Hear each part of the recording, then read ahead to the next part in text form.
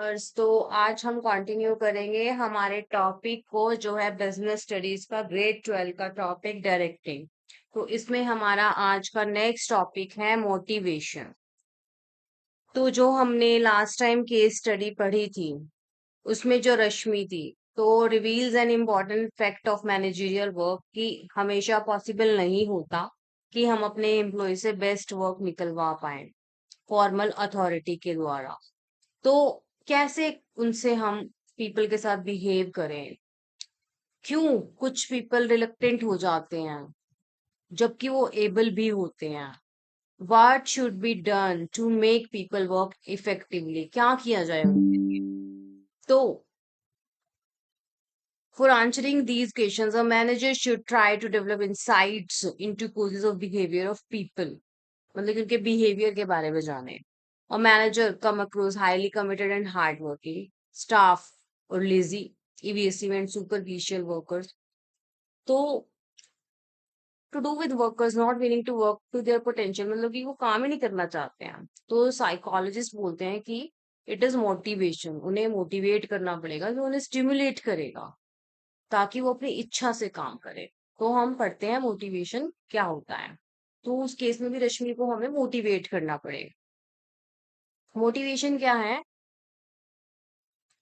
एक इंसाइटमेंट और इंड्यूसमेंट है टू एक्ट और to move. The context of an organisation, ये एक प्रोसेस है जिसमें सबऑर्डिनेट्स को हम चाहते हैं कि वो अपने डिजायर्ड, अपनी इच्छा से काम करे ताकि वो ऑर्गेनाइजेशन का जो गोल है वो अचीव हो सके। तो देखिए इसमें तीन टर्म्स होती है, एक होता है मोटिव, एक होता है मोटिवेशन, एक होता है मोटिवेटर्स। तो इन तीनों के बारे में हम पढ़ लेते हैं। मोटिव क्या होता है? इनर स्टेट होती है जो एनर्जाइज करती है, एक्टिवेट करती है, मूव्स और डायरेक्ट करती है किसको? बिहेवियर को गोल्स के टुवर्ड्स। मोटिव जो होते हैं वो अराइज होते हैं out of the needs of individual, जो हमारी नीड्स होती हैं।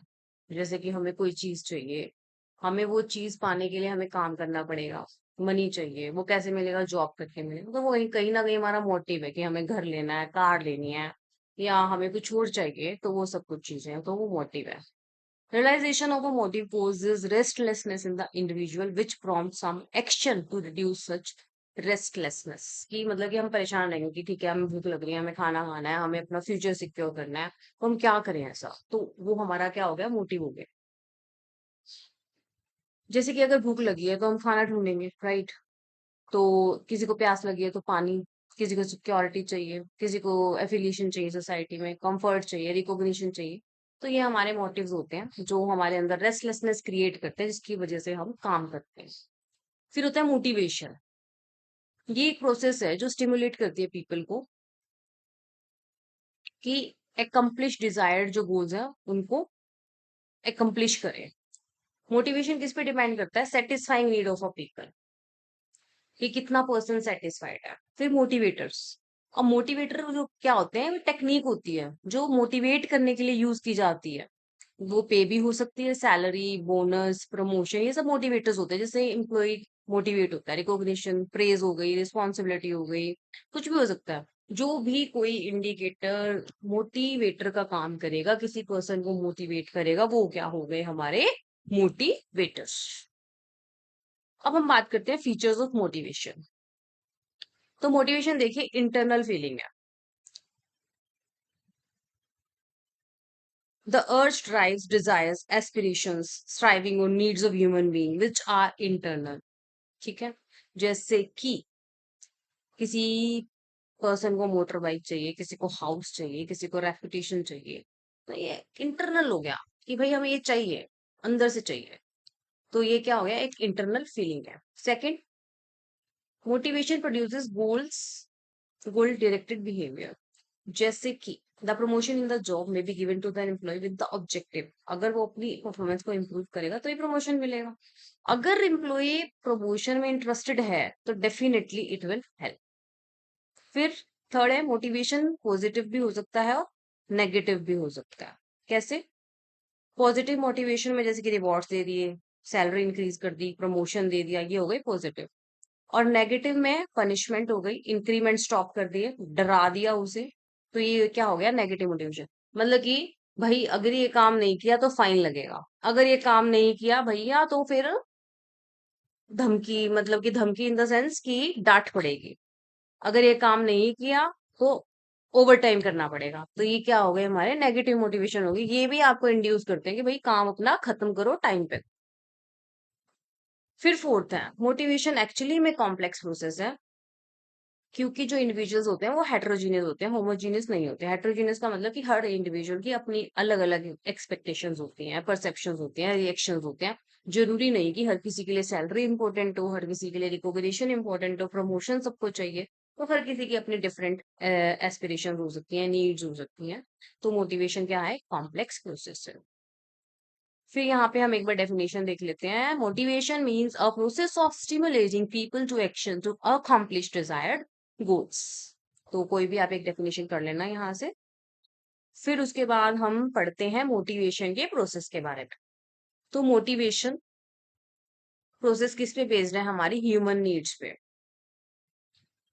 तो यहाँ पे एग्जांपल दिया हुआ है, रामू इज वेरी हंग्री, बहुत ज्यादा भूखा है, उसने ब्रेकफास्ट नहीं किया और 1 बज चुका है, अब उसे रेस्टलेस फील हो रहा है। उसने रोड पे वॉक करना स्टार्ट कर दिया कि भाई वो कोई होटल मिल जाए, खाना वाना मिल जाए उसे। 2 किलोमीटर चलने के बाद उसे एक होटल मिला जहां पे सिर्फ दाल रोटी अवेलेबल थी 10 रुपए में। उसके पास सिर्फ 15 रुपए थे। तो ही पेड 10 और उसे सेटिस्फाइंग जो मील था वो वहां पे मिल गया। उसके बाद उसकी जो एनर्जी थी वो रीगेन हो गई। यहाँ तो था सेटिस्फाइड। एंड अनसेटिस्फाइड नीड में क्या होगा, सेटिस्फाई हो गया तो उसको एनर्जी रीगेन हो गई, वो वहां से चला गया। अगर वो सेटिस्फाइड नहीं होता, मान लो उसे खाना ही नहीं मिलता या जो खाना मिलता वो बेकार होता, तो उसको टेंशन होती, और विच स्टिमुलेट्स हिज और her drives, right. This behavior generate a search behavior to satisfy such need. If such behavior need is satisfied, the individual is relieved of tension. मतलब कि रिलीव मिल जाता है।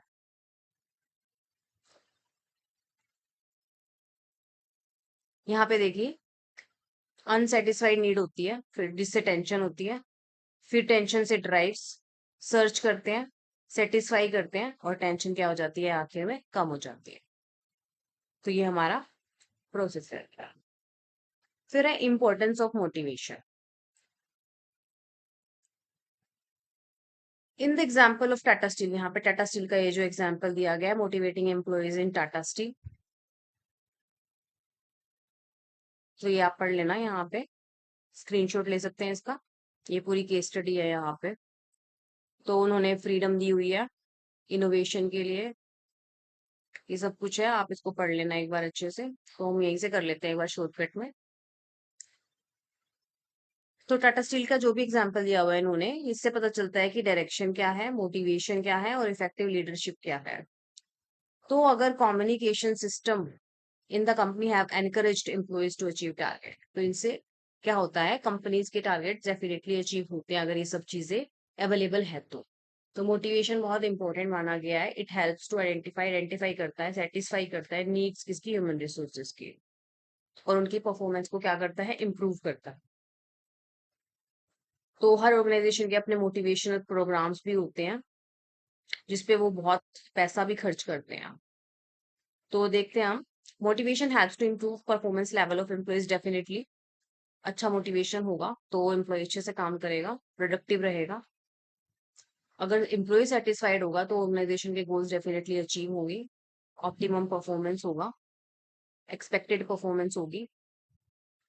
फिर उसके बाद मोटिवेशन हेल्प करता है कि नेगेटिव बिहेवियर को पॉजिटिव में कैसे चेंज किया जा सके। एक पर्सपेक्टिव भी चेंज किया जा सकता है पॉजिटिव मोटिवेशन से, किसी वर्क के थ्रू टुवर्ड्स, उसे रिवॉर्ड्स देके या कुछ भी जो उसे चाहिए, उसकी नीड को पहचान के आइडेंटिफाई करके उसका उसकी प्रेज करके दूसरे लोगों के सामने। तो इससे वो क्या होगा, डेफिनेटली मोटिवेट होगा और अपने काम की तरफ ध्यान देगा। मोटिवेशन से क्या होता है, एम्प्लॉय टर्नओवर भी रिड्यूस हो जाता है। अब देखिए डेफिनेटली अगर किसी ऑर्गेनाइजेशन में हम एम्प्लॉय रखते हैं, ट्रेनिंग करते हैं, उसकी डेवलपमेंट करते हैं, काम सिखाते हैं, उसके बाद अगर वो एम्प्लॉय छूट के चला जाए तो definitely it is a loss for the organisation. तो मोटिवेशन से क्या होता है, एम्प्लॉय टर्नओवर भी कम हो जाता है, और न्यू रिक्रूटमेंट की कॉस्ट लगती है, जो ट्रेनिंग में कॉस्ट लगती है वो अलग से। तो मोटिवेटेड एम्प्लॉयज होते हैं, अगर सेटिस्फाइड होते हैं तो यहाँ पे वो छोड़ के नहीं जाते इजिली और अपना काम अच्छे से करते हैं। उसके बाद मोटिवेशन से क्या होता है, एब्सेंटिज्म भी रिड्यूस होता है डेफिनेटली। अगर लोग नहीं आएंगे तो काम कैसे होगा। तो जैसे कि अगर वर्किंग कंडीशंस अच्छी नहीं है, रिवॉर्ड्स नहीं मिलते, रिकॉग्निशन नहीं है, पुअर रिलेशंस हैं कलीग्स के साथ या वैसे, तो ये सब कुछ चीजें कहीं ना कहीं अफेक्ट करती है। फिर पर्सन क्या सोचता है, जब तक नई जॉब नहीं मिलती कोई बात नहीं, छुट्टी ले लो या घर पे बैठो और अपना वर्क फ्रॉम होम ले लो या कुछ भी हो सकता है हमारा। तो अगर अच्छा मोटिवेशन है तो उससे एब्सेंटिज्म भी रिमूव होती है या कम होती है, डिक्रीज होती है, जिससे डेफिनेटली गोल्स अचीव करने में हेल्प होता है। फिफ्थ है हमारा, मोटिवेशन हेल्प करता है मैनेजर्स को कि जो भी चेंजेस हैं वो विदाउट रेजिस्टेंस क्या हो जाए, अप्लाई हो जाए, स्मूथली अप्लाई हो जाए, इंट्रोड्यूस हो जाए और मैनेजर जो है उन्हें कन्विंस कर लेता है। तो ये सब इंपॉर्टेंस थी मोटिवेशन की। अब यहाँ पे बहुत इंपॉर्टेंट हमारा आता है Maslow need hierarchy theory of motivation. आपने सुना भी होगा, इब्राहिम मैस्लो ने एक थ्योरी दी थी हमारी मोटिवेशन की, बहुत ही ज्यादा फेमस एंड इम्पोर्टेंट है। तो Maslow need hierarchy theory is consider fundamental understanding of motivation. तो इब्राहिम मास्लो, जैसा कि मैंने आपको नाम बताया, ये साइकोलॉजिस्ट थे। 1943 में इनका पेपर पब्लिश हुआ था। तो ऐसे ट्रायंगल में बनता है इनका एक्चुअली में। तो सबसे पहले हमारी होती है बेसिक नीड, फिर उसके बाद सेफ्टी नीड्स, फिर एफिलिएशन नीड्स, फिर एस्टीम नीड्स और फिर लास्ट में यहाँ पे होती है सेल्फ एक्चुअलाइजेशन नीड। तो ऐसे इनका ऐसे करके डायग्राम बनता है, आप भी बना सकते हैं। तो सबसे पहले हमारा यहाँ से शुरू होता है नीचे से, वन वन वन और फिर टू, ऐसे करके। तो सबसे पहले होती है बेसिक, रोटी कपड़ा और मकान, फिजियोलॉजिकल नीड्स जो होती है हमारी, हंगर थर्स्ट शेल्टर स्लीप। ठीक है। तो ये हमारी बेसिक नीड्स होती हैं जो किसी भी इंसान को चाहिए होती है। जब ये नीड्स हमारी अचीव हो जाती है तो उसके बाद हमें सेफ्टी और सिक्योरिटी नीड्स चाहिए होती है, जैसे कि हमारे पास रहने के लिए घर होना चाहिए, जॉब सिक्योरिटी होनी चाहिए, इनकम स्टेबल होनी चाहिए। उसके बाद हमारे आता है एफिलिएशन और बिलोंगिंग नीड्स, जैसे कि अफेक्शन हो गई, belongingness, relatives, relations, partner, friendship. फिर उसके बाद एस्टीम नीड्स, इसमें self respect, autonomy, status, recognition, society में पहचान। और फिर हमारा लास्ट में आता है सेल्फ एक्चुअलाइजेशन नीड, ये हाईएस्ट लेवल होता है हायरार्की का। इसमें जो है वो सेटिस्फाइड हो जाता है। तो देखिए यहाँ पे ट्राइंगल का जो मैंने आपको बताया था, ये आगे यहाँ से नीचे से स्टार्ट होता है, फिर इसके बाद ये, फिर ये, फिर ये और फिर ये। तो यहाँ पे दिया हुआ है हंगर होता है सबसे पहले, भूख, उसके बाद स्टेबिलिटी चाहिए होती है इनकम में, फिर फ्रेंडशिप, फिर स्टेटस और सेल्फ फुलफिलमेंट। और ऑर्गेनाइजेशन की अगर बात करें तो बेसिक सैलरी, पेंशन दे दिया, रिलेशंस, जॉब टाइटल दे दिया और अचीवमेंट्स ऑफ। तो ये हमारा था यहाँ पे मास्लो का। तो people behaviour is based on their needs, satisfaction जो भी है उनको इन्फ्लुएंस करता है। हिरार्किकल ऑर्डर में होती है ये, हमारी बेसिक नीड से स्टार्ट होती है। सेटिस्फाइड नीड कैन लो, मतलब कि अगर कोई पर्सन सेटिस्फाइड है तो उसे कोई मोटिवेट नहीं कर सकता। ये हमें ध्यान में रखनी चाहिए ये चीज। तो पर्सन उसी से मोटिवेट होगा ना जो चीज उसके पास नहीं है, अगर उसे वो चाहिए होगी। जो उसे चाहिए ही नहीं उसके लिए वो मोटिवेट कैसे होगा। और पर्सन मूव करेगा नेक्स्ट लेवल पे जब उसे उसका जो करंट लेवल है वो वाली नीड पूरी हो जाएगी। मतलब कि अगर किसी की बेसिक नीड्स ही पूरी नहीं हुई है, मतलब किसी की हंगर ही, तो फिर स्टेबिलिटी ऑफ इनकम कहाँ से सोचेगा वो। तो स्टेप बाय स्टेप प्रोसेस होता है। उसके बाद हम बात करते हैं financial and non financial incentives की। ये भी मोटिवेटर होते हैं हमारे, मोटिवेट करने में हेल्प करते हैं। तो एक होते हैं फाइनेंशियल इंसेंटिव। तो इसमें हमारा होता है जो कि physical needs of daily life and also social position, power, money से रिलेटेड जो भी हो गया, परचेजिंग पावर। तो फाइनेंशियल इंसेंटिव्स जो रेफर करते हैं वो मॉनेटरी टर्म में होते हैं, मेजरेबल होते हैं, जैसे कि पे और अलाउंसेस हो गए। कि जो सैलरी है वो बेसिक मॉनेटरी इंसेंटिव है, इसमें बेसिक पे होती है, डीए जिसे डीआरएस अलाउंस बोलते हैं, जो भी अदर अलाउंसेस हो गए, सैलरी सिस्टम वगैरह जो भी है हमारा, इंक्रीमेंट कितना मिलता है, अलाउंसेस कितने मिलते हैं टाइम टू टाइम, तो इंक्रीमेंट्स क्या होते हैं, हाइक क्या होता है, ये सब कुछ चीजें। तो पे और अलाउंसेस आ गया। फिर है प्रोडक्टिविटी लिंक्ड वेज इंसेंटिव्स, कि प्रोडक्शन के अकॉर्डिंग, प्रोडक्टिविटी की अगर प्रोडक्टिविटी में इंक्रीज है तो उसके अकॉर्डिंग उसके इंसेंटिव्स हमने ऐड कर दिए। बोनस दे दिया किसी को, या प्रॉफिट शेयरिंग दे दी किसी भी एम्प्लॉय को, ऑर्गेनाइजेशन में प्रॉफिट शेयरिंग दे दी, शेयर्स दे दिए, को पार्टनरशिप या स्टॉक ऑप्शन दे दिया। तो जैसे कि हमने मार्केट प्राइस से कम पे शेयर्स दे दिए, एम्प्लॉइज के लिए इंसेंटिव प्लान बना दिया कोई भी उससे रिलेटेड। और फिर है रिटायरमेंट बेनिफिट्स, कुछ रिटायरमेंट बेनिफिट, पीएफ हो गया, प्रोविडेंट फंड जिसे हम कहते हैं, पेंशन हो गया, ग्रेचुइटी ग्रेचुइटी हो गई, और कोई भी financial security they the.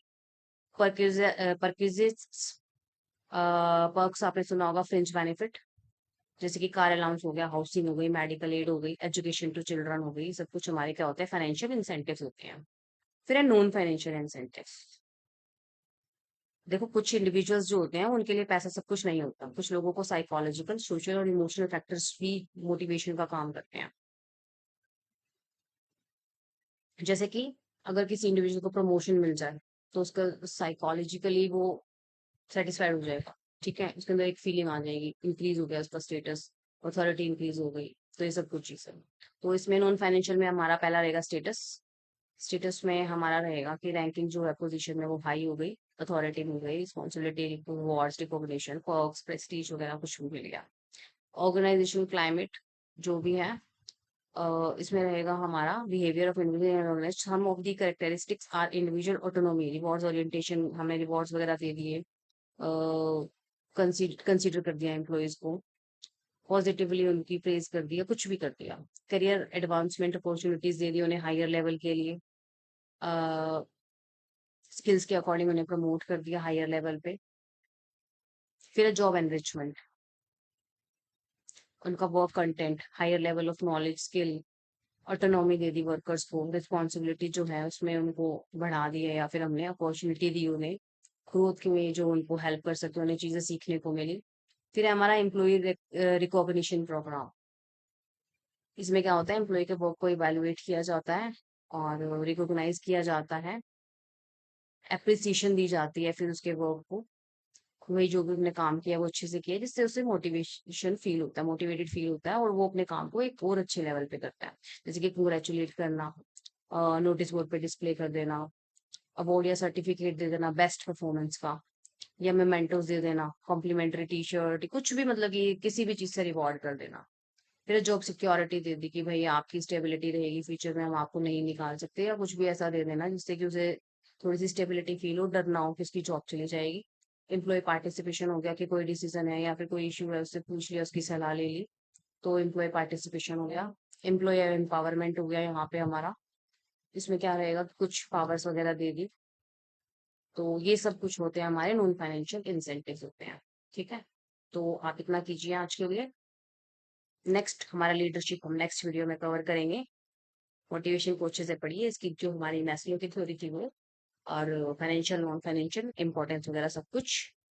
And if you understand the video, please like, share and subscribe my channel. Thank you.